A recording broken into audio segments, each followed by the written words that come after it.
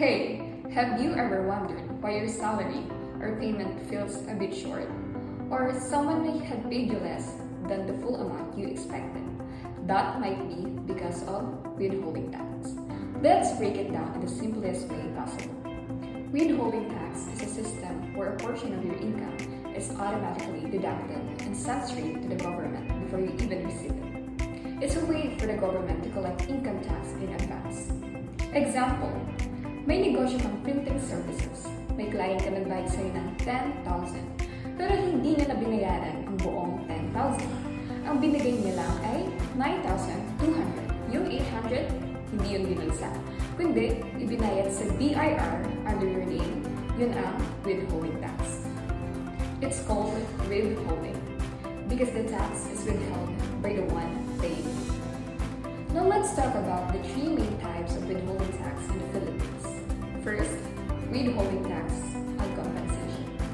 This applies to employees if you're working in a company. Your employer automatically deducts the tax from your monthly salary. Example, may sahod kang 25,000 pero ang pumasok lang sa ATM mo ay 18,000. Yung 2,000, withholding tax. Binayaran na ng employer mo sa BIR para sa income tax mo. Second, expanded withholding tax or EWT. This is for freelancers, professionals, suppliers, or small businesses.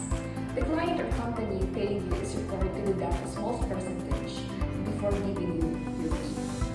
Example, nag-design ka ng logo for 5,000 pero ang binayad sa iyo ay 4,750. Yung 250 pesos withheld na yun para sa tax mo. EWT is not final tax. You still need to file your income tax return, but this payment helps offset what you owe. Third, final withholding tax. This is for certain kinds of income like bank interest, dividends, prizes, or other passive income. It's called final because once the tax is withheld, you don't need to pay anything else for that income. Example, may interest kang 1,000 sa bangko pero 800 lang ang dumating. Yung 200 pesos, that's the final tax. It is automatic, meaning tapos na. So, why is withholding tax important? It makes sure taxes are paid on time. It helps avoid big surprise payment at the end of the year. It supports government services, roads, schools, and healthcare. So to recap, withholding tax is a tax deducted in advance. It applies to salaries, freelance work, and certain types of income. It helps the country, and it helps you stay tax compliant. Next time, may kulang sa bayan o sahod, don't panic. Check mo muna, baka withholding tax lang yan. Thanks for watching, and